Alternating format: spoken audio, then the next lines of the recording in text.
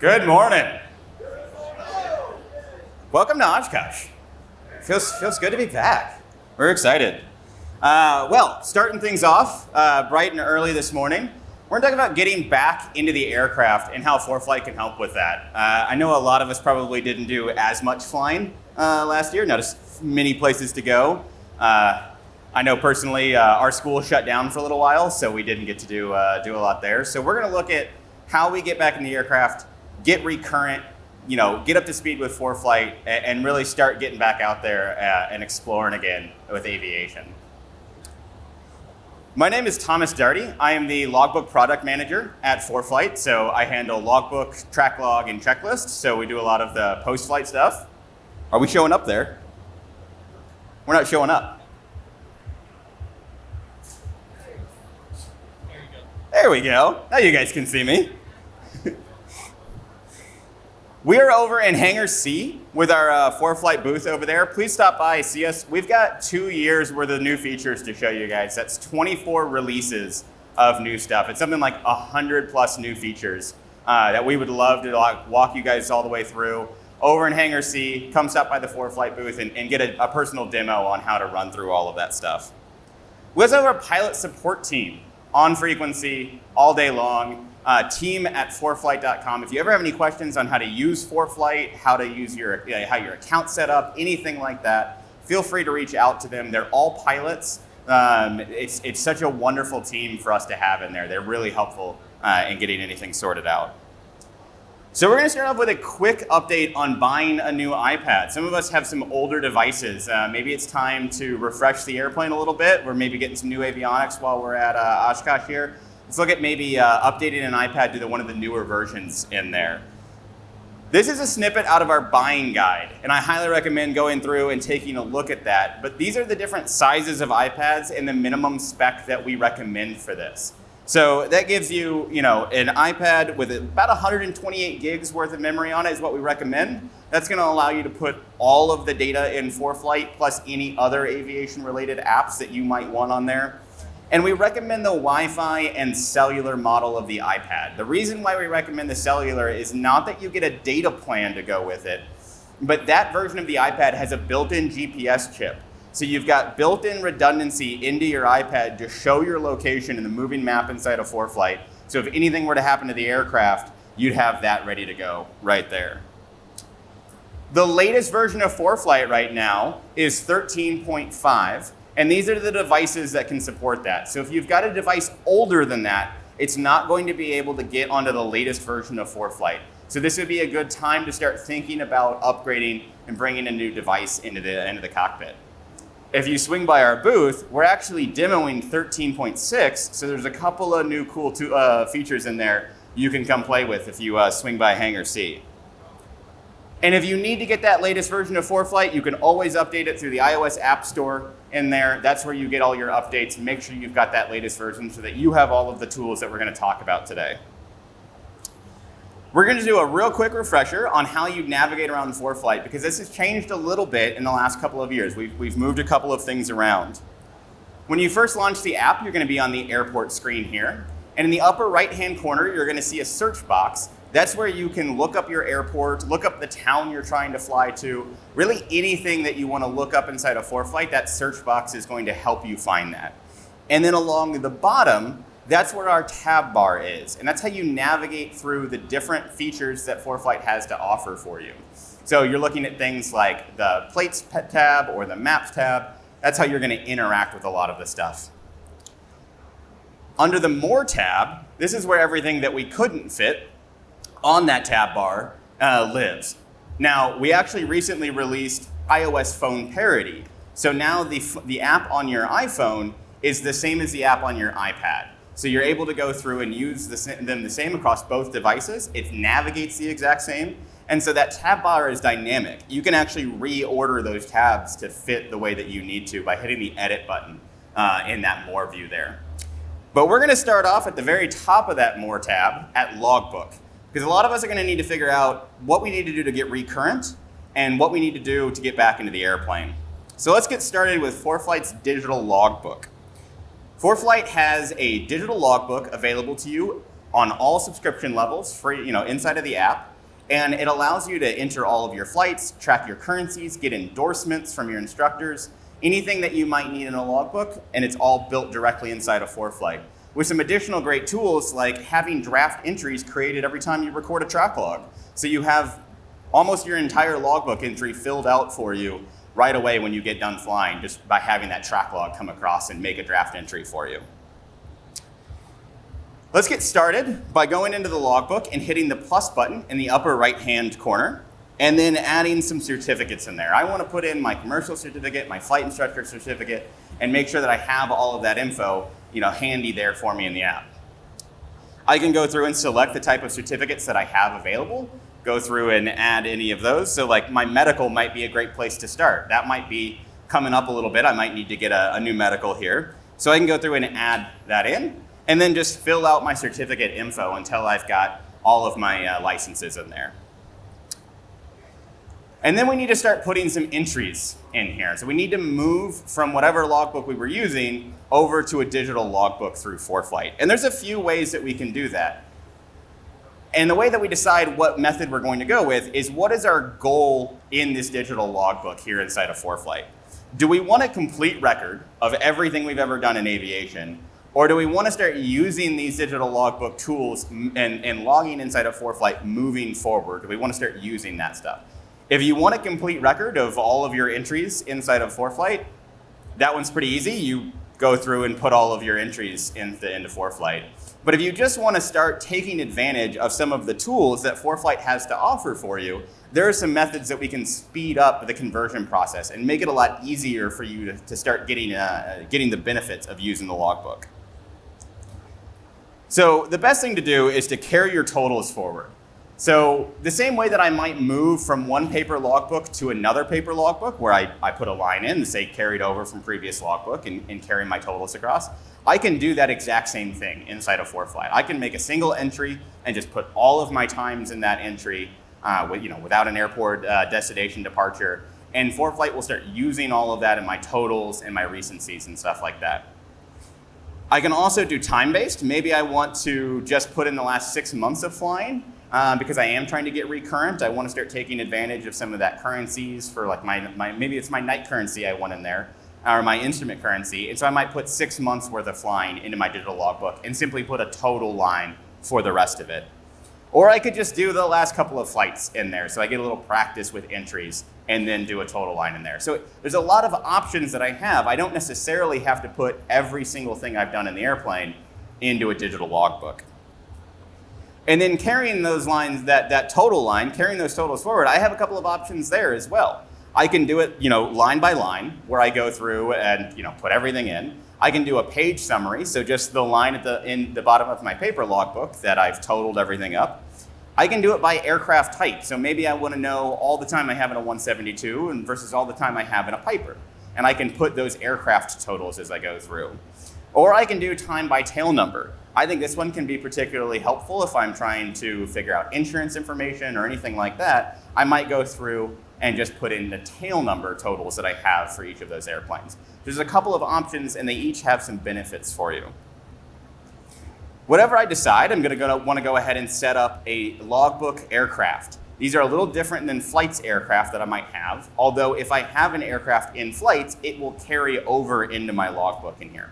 But we'll manually set one up today by simply hitting the plus button in the upper right-hand corner, and then filling out everything that's highlighted in yellow. Those are the required pieces of information for ForeFlight to be able to tell you, your currencies, everything you've got in there. So it's things like engine type, aircraft tail number, things like that that would be important for us to be able to, understand what that airplane is.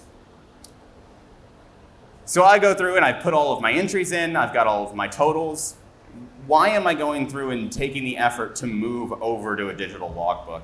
And it's really so that I can start getting the benefits of things like having my currency calculated for me. So inside of ForeFlight, on the currency section and on the left-hand bar inside of logbook, I'm able to put in like my general, my night, my IFR, my medical currency, and have all of that calculated for me so I know exactly when that currency is up. This is very helpful, particularly as we're trying to get back into the aircraft This is going to let me know what of those currencies I need to go after. Do I need to go do a bunch of landings? Do I need to go read night current? Do I need to go get an IPC? Anything like that is going to be much more obvious because I have this currency section now up to date. And another recent addition is that we can actually do most of this on the web. So we recently launched ForeFlight Logbook on the web last year, where you can go through and use a mouse and a keyboard and do a lot of these same the entries and my entries, my aircraft as I go through. And having that larger screen and a mouse and keyboard like that makes it a lot faster to be able to do these conversions. So that's a big time savings there for you. Now that's a pretty quick how do I go over to digital. We actually have a couple of different webinars on this single subject. So if you are interested in moving over to a digital logbook, we've got a lot more resources on our website, foreflight.com/videos, that really dive deep into how to go through and do this conversion over there. So there's a lot of benefits to it. I recommend watching one of those webinars if you're interested and really want to understand what you're doing. But now I've gone through and done my currency. I know what I need to do to get back into the aircraft. And so it looks like I might need an IPC or a flight review. And so I'm going to want to study for that before I go up in the aircraft and maximize my time, getting back and flying the aircraft instead of remembering what FAR is which. So I'm going to use the Documents tab inside of ForeFlight to do a lot of that studying for me. Some of you may have already been using this for aircraft documents, maybe using some other things in here. It's a great resource to have there.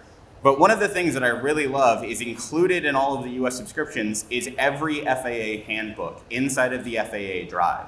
So anything that you used to buy, like pilot's handbook, instrument handbook, anything like that is available for you just in the documents drive, included with your subscription.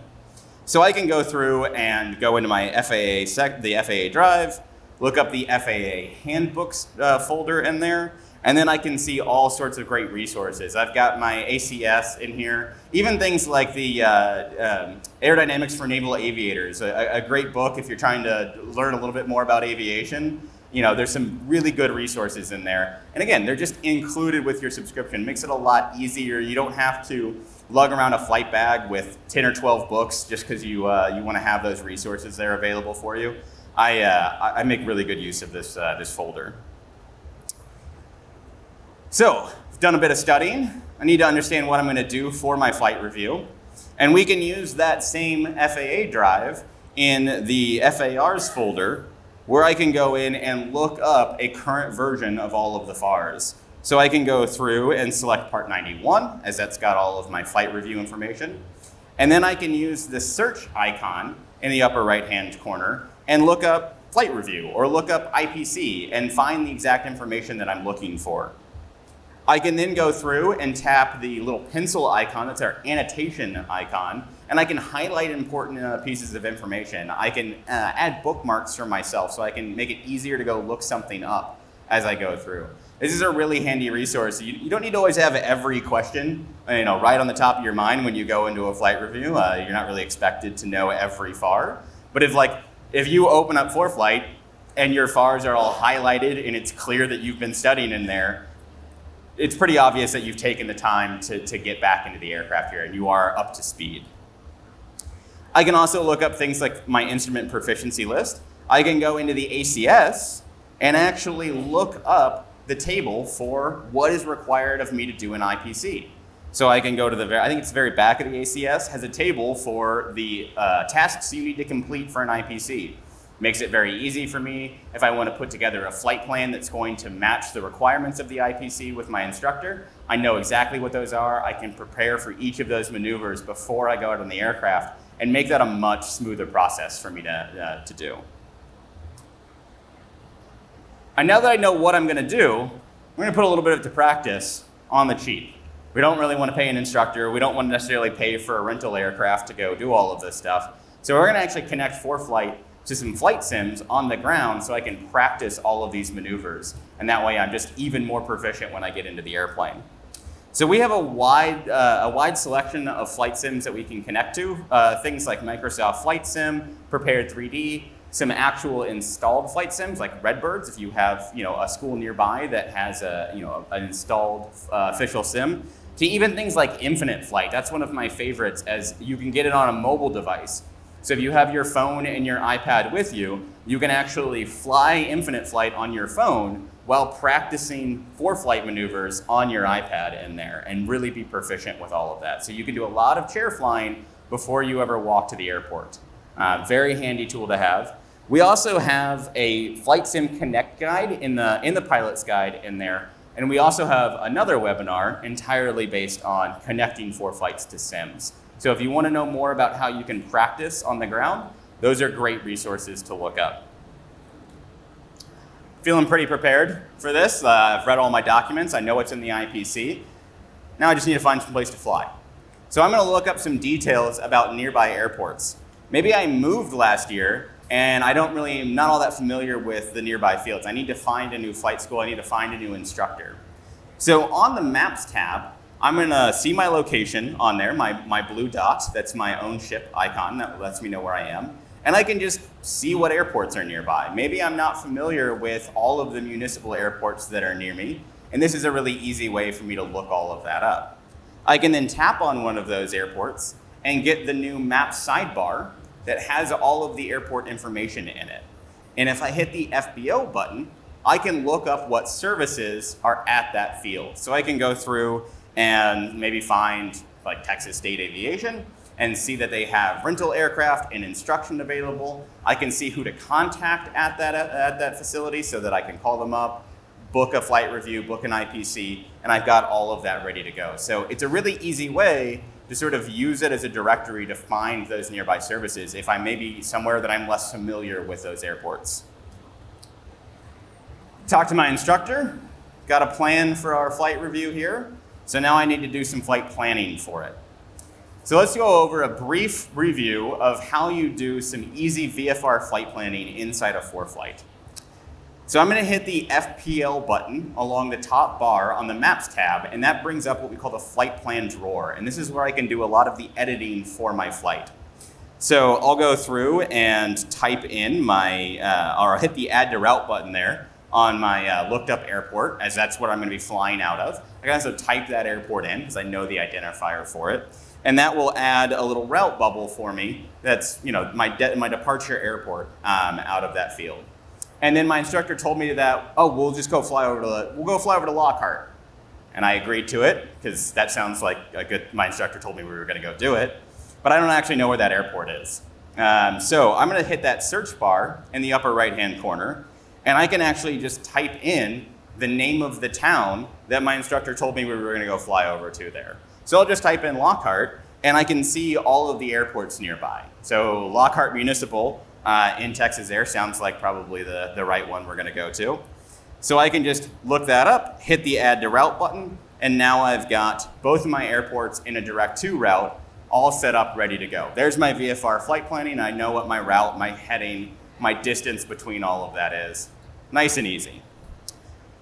Now I've never been to Lockhart, and I'd kind of like to prepare before I go in and make sure I don't mess up that first VFR traffic pattern. Usually not a good way to start my flight review. So I'm going to hit the Procedures tab along the right-hand side of the flight plan drawer and bring up our Procedures Planner there. And then I'm going to select, let me go back, there we go. I'm going to select Traffic Pattern as one of the options that I have. And this allows me to actually put into my route all of the different traffic pattern entry options that I might have for each of the runways at the airport. So I can see each runway, I can see details about that runway, I can see its dimensions, its surface type, and if I have a current METAR from them on the internet, I should be able to look up what runway has the best winds in there. It'll show me the METAR along the bottom, and then it'll highlight which runway is actually the best runway for the winds. I'll select the one I want, and now I can see all of the options that I might have to enter that traffic pattern. I can see my traffic pattern altitude at the top, both in AGL and MSL in there. And then I can see that 45 entry sounds like a pretty good option for me. So I'll select that and then hit add to route along the bottom. And now I have a 45-degree entry to the downwind as part of my route into Lockhart for runway 36 in there. Easy as that. But I can go one step further and be even more prepared, because I'm probably not going to be staring at my iPad the entire time I'm flying into this airport. I want to be outside looking for traffic, getting used to flying. So I'm going to prepare for what I can see visually outside of the airplane as we enter this pattern. So on the map layer selector in the upper left-hand corner of the Maps tab there, I'm going to find this, the aerial map view in there. This is a satellite and aerial imagery view that I can overlay into the map inside of ForeFlight. So I can then go through and look at where my pattern lines up and where like roads, fields, or landmarks that I can see visually outside the aircraft are. This is really helpful as you're going in to get your spacing from the runway correctly, to understand where a good point for your turn to base is. As you're going to be dealing with a lot of other stuff, maybe in an unfamiliar airplane at an unfamiliar airport. Knowing where some of this stuff lines up there for you is going to be a lot easier, and it's going to keep you ahead of the aircraft. I can also take it one step further. In our performance tier, I can look up the 3D view of the airport. So I can take that same satellite imagery and I can overlay it onto terrain and preview what that airport looks like in 3D as I look around. I can also tap on traffic targets as they're flying through, thanks to our internet traffic layer with FlightAware, and I can see how other aircraft are entering the traffic pattern and flying around that airport. It's helpful to get myself up with local procedures. It's been very fun to watch airplanes come in to Oshkosh here with this. It makes it a lot better to have all of that picture in your head before you fly to a new airport. I can also go through and look up the profile view. It's a pretty quick flight. We're not going to get very high. I'm unfamiliar with towers or other obstacles that might be in the way. So I can use ForeFlight's profile view to actually look all of that information up and understand that I don't have anything on my route there and I should be okay. I use this even in Central Texas, where we don't have a whole lot of mountains that we need to dodge. This is still very helpful for obstacles and things like that. So I just have that peace of mind before I go fly to that airport. We've got a lot more in VFR flight planning tips. We're actually hosting a whole series of webinars over in Pavilion 8 on fundamentals and what's new. Swing by the booth. We've got a full schedule for you and everything in there, and there's a lot more to learn about how you can do some VFR flight planning. Let's move on to IFR flight planning. A little bit more complicated here, and get ready for our IPC. So I've got a route here down to Corpus. I'm going to go fly some approaches in there. So I've already put in my 2 airports. I can see that in my layer selector, I've got my IFR load chart. I can bring that in and see exactly how my route is shown on there. So if I want to go do some more kind of traditional walkthrough with my instructor of my cross country, I can have my IFR load chart there, look for all of the familiar icons and do my planning that way as well. And then I'm going to use that profile view we looked at, but instead of looking at terrain, I'm going to use it to look at airspace. I'm going to be flying through some alerts, some MOAs along this route, and using the airspace inside of Profile allows me to understand not only how am I interacting with those airspaces laterally, but how am I interacting with them vertically. Is it something that I can just climb 500 feet higher and not have to worry about at all? Am I right in the middle of it and I might need to divert around it? Anything like that, this view really helps you understand what that airspace looks like. So I've got a couple of things here. When I tap on the profile airspace, it's also going to highlight that on the map, making it even faster for me to understand exactly which airspace I'm looking at along my route and plan around it if I need to. I also have access to our routes button along the flight planning drawer, and this allows me to pretty much get an automated flight plan built. So I can tap on that, and I can see previously ATC cleared routes between these 2 airports. Very handy as if ATC previously cleared an airplane along that route, there's a high chance that they'll probably clear somebody around it again. I can see which aircraft and how recently they flew that. But I can also see things like our recommended route option in here. This is going to use our routing engine to look at those ATC cleared routes, but also look at your aircraft performance and the winds and temps aloft on that day to give you an optimum route. So it's going to look through all of those things, make sure that when you walk out to the aircraft, not only you're on the most fuel efficient and time efficient route, but you're going to get cleared as filed when you walk out and hop on the radios. And that's really going to save time as we go through. I'll go ahead and select one of our airway ones today and hit select to route. And now I've got all of that loaded into ForeFlight. So there was an entire airway planning between these two airports with a couple of clips or a couple of taps there on my iPad. I now have airways around all of that airspace. It makes it a lot easier for me to get to my new airport. I can look at that procedures tab that we looked at earlier for traffic patterns, but this time let's look at it for instrument approaches. So I can go through and tap approach. I can see all of the runways that are available, all of the approach types that are available. Here I had a current METAR, so I can even see what runway has the best winds on it, so I can be prepared for that of what runway they're going to be using. I can tap on it and see all of the initial approach fixes available for me and laid out on my approach plate with my route into the airport, so I understand which of those is going to line up best with my approach or with my arrival into the airport. And I can even go through and set things like the minimums for that airport so that I can, remind myself exactly where I need to stop. I'll see that displayed on the map. I'll see that displayed on the plate in there. It makes it much easier for me to see all of that. And then I just hit add to route, and ForeFlight's going to bring that approach plate onto the map for me with that route for my initial approach fix down to the runway and my minimums in there. And now I've got that entire approach ready to go. I can make sure that I'm lined up for it correctly. Very easy. And then just like we looked at that airport in 3D to understand how traffic flows into it, I can actually preview this entire flight in 3D, including my approach with the altitudes for each of the waypoints. As I fly through, I can see what terrain looks like, I can see what nearby landmarks are going to be, and I can see where my altitude is, what kind of descent or climb I might need out of something if I'm going to try and make it between those two altitudes. And having that mental picture means I'm that much further ahead of the aircraft before I even get in the airplane. So now that we know where we're going, let's go ahead and get downloaded and make sure that I have everything ready and saved on my iPad when I walk out and I don't have internet inside the aircraft. So we're going to use Pack to do that. So I've got my whole route ready to go, and I'm going to hit the little suitcase icon along the bottom of the flight planning drawer, and that is my Pack icon.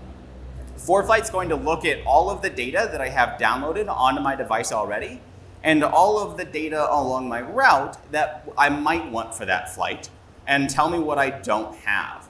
This is what I use every flight to ensure that I've gotten everything that I might need for the flight, including things like the latest weather, the latest fuel prices. TFRs is great through this. I use this for TFRs so that I have like the latest version before I get airborne and ADS-B starts to pick up updates from that. I always pack right before we walk out to the airplane. So we have that little gap, we have the latest weather and TFRs before we go fly.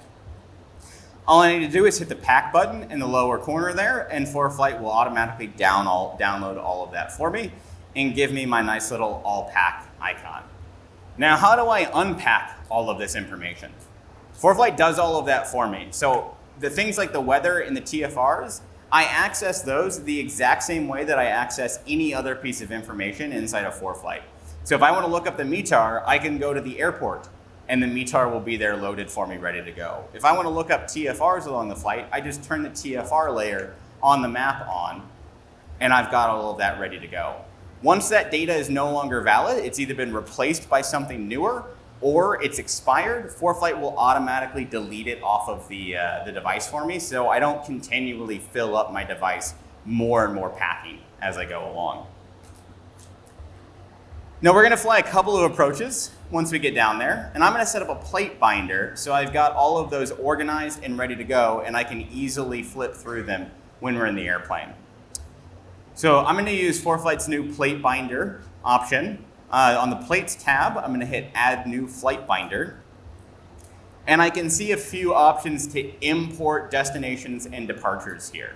One of them from my maps and one of them from the flights tab, where I would go ahead and like file this flight plan through. So I'll pick whatever one is correct here. We'll go ahead and pick the one from maps.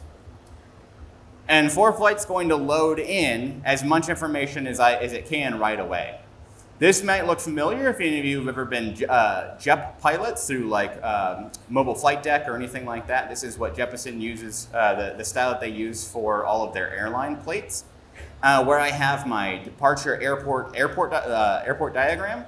I've got maybe a departure procedure. I can load an approach back into that departure airport in case I have an issue and need to get back in.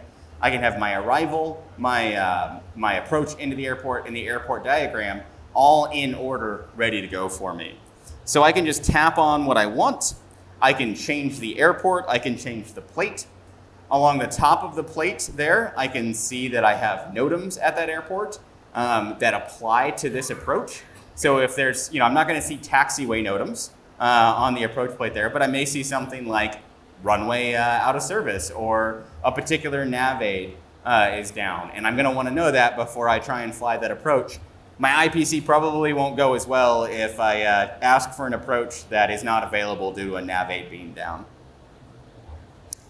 We can tap on the airport along the left-hand side there if I want to change to a different airport. Maybe we get a diversion and I need to look at new airports as we go through.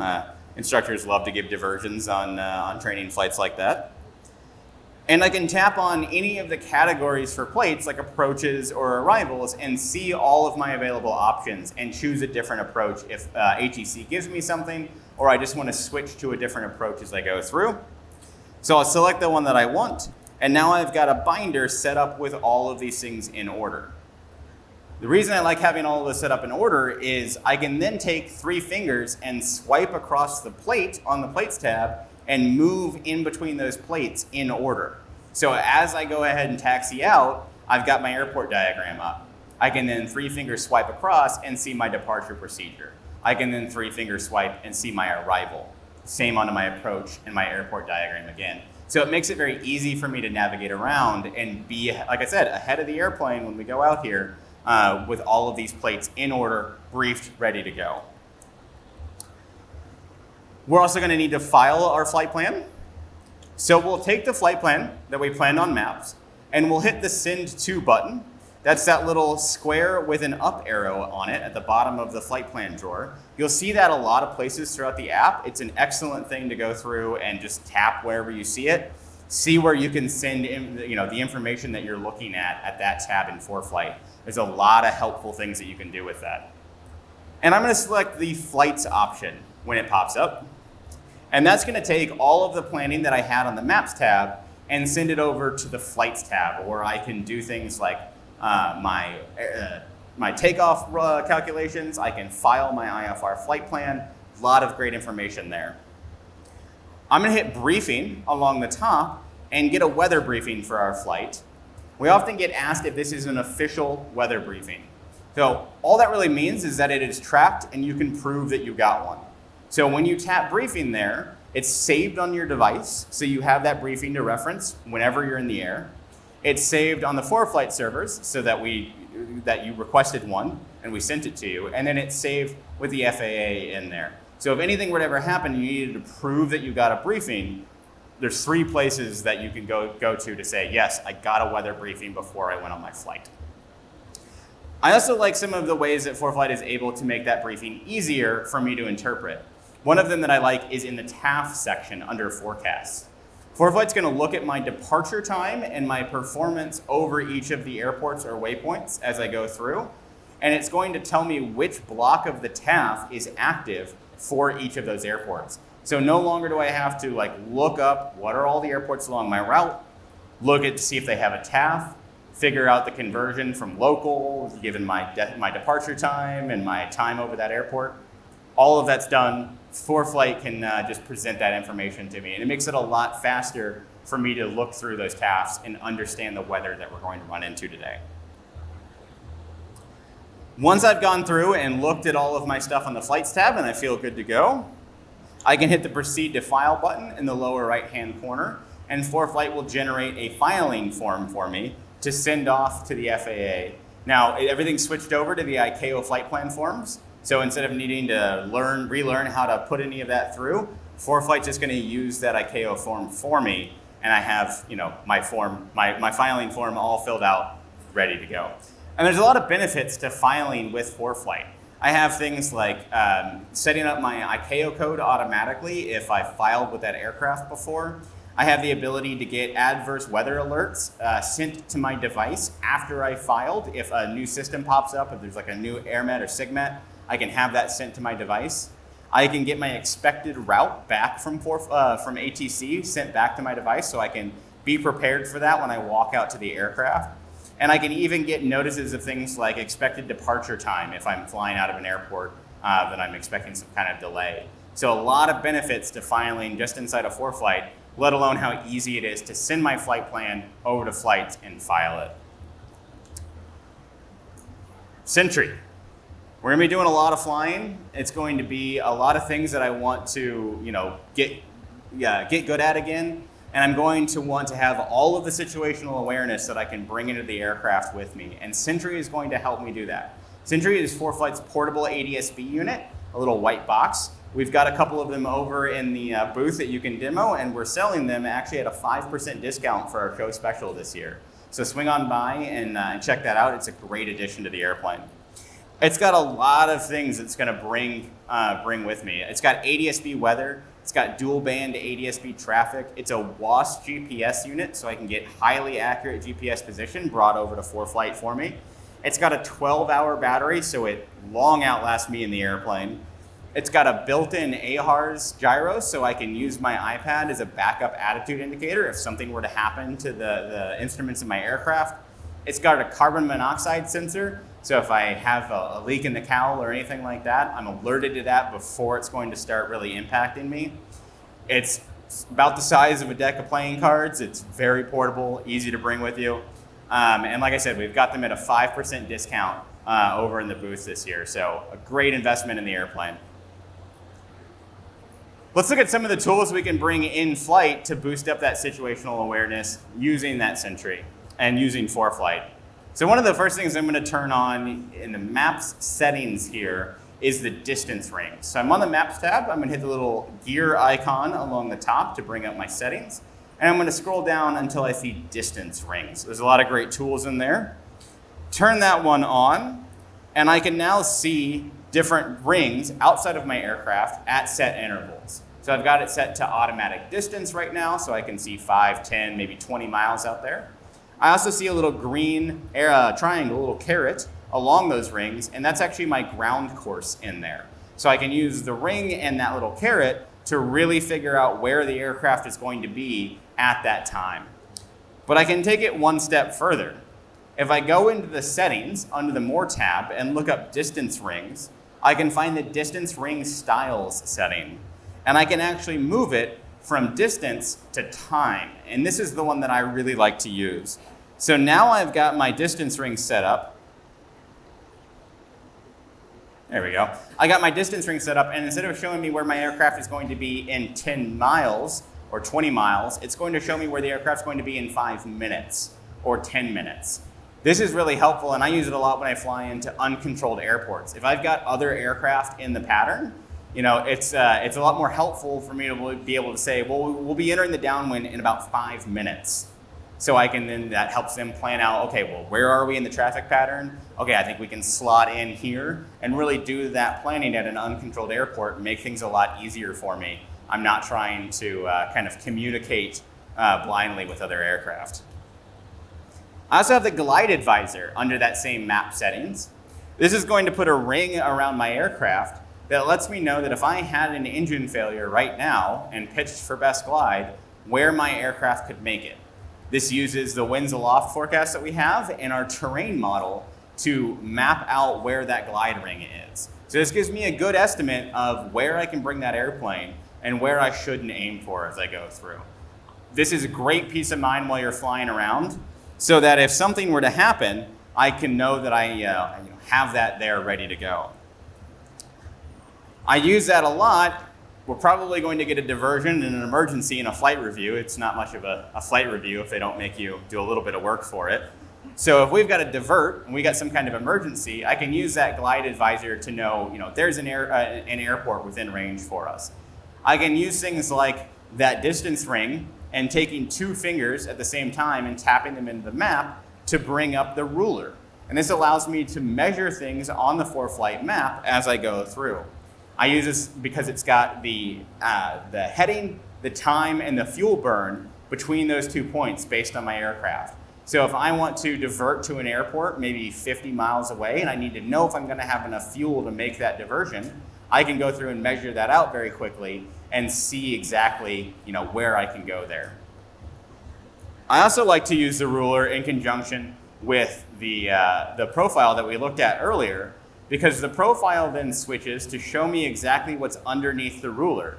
So as I move the ruler around on the map, that profile view is going to be updated with airspace, terrain, and obstacles, so I can plan out, can we actually make it over that ridge over there? Can I make it through that pass using that ruler tool? It's a really handy way to understand that there aren't any obstacles before you commit to a diversion. We can use the checklist inside of ForeFlight. ForeFlight's got a great library of aircraft pre-built into its checklist library, but it's also got great tools to build your own checklists as you go through. So if you've got an aircraft that you've made the checklist for or has like a home-built checklist, you can go through and bring all of those in, build your own checklist, have it saved directly inside of ForeFlight so you're not trying to keep track of all of your paper. And then you can use the checklist speak function so that ForeFlight can actually be your co-pilot and read out the call and response items for your checklist as you're flying along. So if you're single pilot IFR flying through, this is going to bring basically a crew resource for you to read all of those items out so you can go through your flows while ForeFlight verifies each of the items in there. Really handy tool. I like it because it reads a little slower and it helps keep me calm if we're going through like an emergency checklist to make sure that I'm doing the correct actions as we go through, and kind of helps prevent any of that panic switch flipping there. I can also annotate pretty much everywhere inside of ForeFlight or write on things in ForeFlight. So I can go to an approach plate, I can mark it up with highlights, boxes, text, notes. This is really helpful if your instructor is trying to tell you that, oh, be careful here, there's they're going to make us switch frequencies about right here. I go ahead and just put a note right there on the plate that we're going to switch frequencies right there. And I have all of that ready to go. So I'm that much more ahead of the aircraft. And then when we're in flying the approach, I've got that note for me. I can write annotations on the map. In fact, if I have an Apple Pencil with me, I don't even have to hit any particular button. I can just pull the Apple Pencil out and start writing on the iPad while I'm in flight on the Maps tab, and ForeFlight will just go ahead and annotate that for me. So it just starts writing right on the map. It's the closest thing to paper. It's really nice. And I use that for a lot of vectors from ATC. As ATC has given me altitude and headings to fly through, I write them right there on the map where ATC gave me those. And those map annotations stay relative in their position. So as I pan and zoom around, it stays next to the waypoint that I wrote it on in there. So I have a reference where this is exactly where I got that altitude change. This is exactly where I got that heading change. And it makes it very easy for me as I go through my flight. I also use it for things like make sure you do a fuel check here. Like if I know that I want to switch fuel at a certain point, or I know that I want to call up on a particular frequency, I go ahead and pre-write that next to that point on my map so that I have that saved and ready to go. And then I can bring in synthetic vision as we fly through the approach. So as I'm going through, it's going to be that first ILS after a while is always a little tense, as you knock the rust off. Being able to bring up synthetic vision, see traffic and obstacles as I fly through, and see that there's a runway dead ahead makes it just that I'm that much calmer. I know I'm on the right approach. I can see the runway out in front of me. Makes it a lot easier for me to focus on flying the airplane as we go through. And lastly, let's talk about how we post-flight as we go through and do our review, do our IPC. How do we then make sure that we've got this logged correctly and debrief with our instructor to see if there's anything that we need to work on? So because I was flying with... Getting started today. Because I was flying with ForeFlight and I had my Sentry on board, I recorded a track log as we went through our flight. And I recorded a very accurate track log with that WASP GPS. ForeFlight's going to take that track log and automatically make a draft logbook entry for me. So I have my route that I flew, the times that I took off, the number of landings and takeoffs that I did. ForeFlight can go ahead and calculate all of those for me and bring them into a logbook entry, so I just have one less thing to worry about. I can then tap on that logbook entry, or that track log, and I can break down specifically what we did as we were flying through. So here we are looking at an actual flight review of mine from a couple of years ago, where I can see my exact position, I can see my altitude and speed as we fly around the pattern. If my instructor lost count of how many landings we did, that's perfectly fine. I'll just go through my track log and count every time we touch down as we go through. I think you can see exactly which one is our short approach here as we cut in a little tighter on one of those. What an awesome debriefing tool to be able to look back and say, this is the approach where we got a little distracted there. We went a little long on our downwind. Look where that put us on base. Look what that did to our approach path as we went through. Makes it a lot easier to have those conversations. And I can tap that 3D button there, and I can review this entire flight in 3D with my pitch and bank information from the AHRS built into Sentry. So I can see as my aircraft goes around my approach entry, I can see what my bank looks like.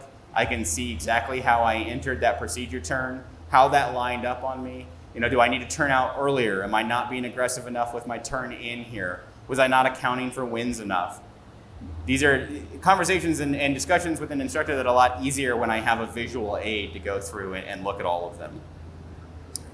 And lastly, we'll go back and now that we've understood our flight and we're going to get signed off to go back into the airplane, I'll go back into my logbook. I can go through and add each of the pieces of data here. If I've got like Hobbs time, if I want to have it as PIC, if I want to have it as dual given in there, specific things like that, I can add them all in. I can add our approaches, so I can say these are the different approaches that we flew. And I also have these use buttons on a lot of these fields that are going to be based off things like maybe my total time. And so I can see that instead of having to type in the same number for dual received here, I can just hit the use button and ForeFlight will fill in that same time for me. So because I had an instructor on board the whole time, I can just tap that button. Logging is so much faster and easier. I don't have to add all of that stuff in. And then because we're offline, I'm going to have my instructor sign this off for me. So they're going to hit the add instructor signature. I can request a signature remotely from them, or I can go ahead and have them sign it right there directly onto my iPad. So they put in their instructor information, they hit the sign now button, and they're able to go through and sign that logbook entry for me. Once I sign that logbook entry, everything above that signature becomes locked until I delete out that signature. So if I have an edit or anything like that, I can delete the signature, make the edit, and have my instructor re-sign it. But I can't edit anything without my instructor being able to go through and reapprove that and re-sign that logbook. So it's not like you're able to go through and say, it was actually a couple hundred hours on that flight into my logbook. Look, my instructor said so. That's all locked down. Things below it, those I can go ahead and edit. And one of those that we're going to look at here is the flight tags. So the flight tags on a logbook entry are not the endorsement for my IPC or my flight review. These are just the thing that I put onto an entry to let ForeFlight know that I went and did this event. So I'm going to go ahead and put on maybe my flight review, my IPC, and now that currency that we looked at the very beginning here is updated to know that I've done these events on this flight in there. But I still need to go through and get an endorsement from my instructor to actually sign me off for that event. So we're going to go to the qualifications section. I'm going to hit the little plus button in the upper right-hand corner and select endorsements, and that's going to bring up my endorsement view. Now, my instructor doesn't need to remember the exact text out of the AC to say, that I signed this person off for a flight review or I gave this person an IPC. They can hit the lookup button next in that field and actually search through the database of all of the endorsements out of the advisory circular and load that text directly into my endorsement form here. As an instructor, is such a huge help. I've worked at flight schools that used to have stickers for a lot of this stuff. This is so much nicer. It's right here on my logbook. I just fill out the student's information, the gray text in here. Once that's all filled out, I can sign it, and I can add it to that student's logbook, and now that is a legal endorsement that they've got an IPC or they've got a flight review. They've got their currencies all set up. They're back practicing the airplane. They're obviously familiar how to use ForeFlight, so I'm confident that that person can go and operate the aircraft in there. So it's about 50 minutes. You guys ready to go fly again? I'm excited. There is so much more to learn about ForeFlight, though. I mean, it is a massive app, and it can do so many cool things for us. So we've got a lot of ways that you can learn more. You've got the pilot's guide built directly into the documents catalog that we looked at earlier under the ForeFlight drive. That is your user's manual for the app right there ready to go for you. One of the things that I really like about that is the change log at the very end of the pilot's guide. I myself use that a lot when we put out updates. I go to the very back, I can see what each version of ForeFlight changed. I can tap on it and get linked directly to the pilot's guide article about using that feature. So I can get up to speed with graphics and information on how to use that new feature. We also have foreflight.com/videos. It's our YouTube channel where we have full-length webinars like this. We have product feature highlights, like how to use those new features in there. We've got tons of great information on there. It's an excellent free resource for you to use to get even better at flying with ForeFlight.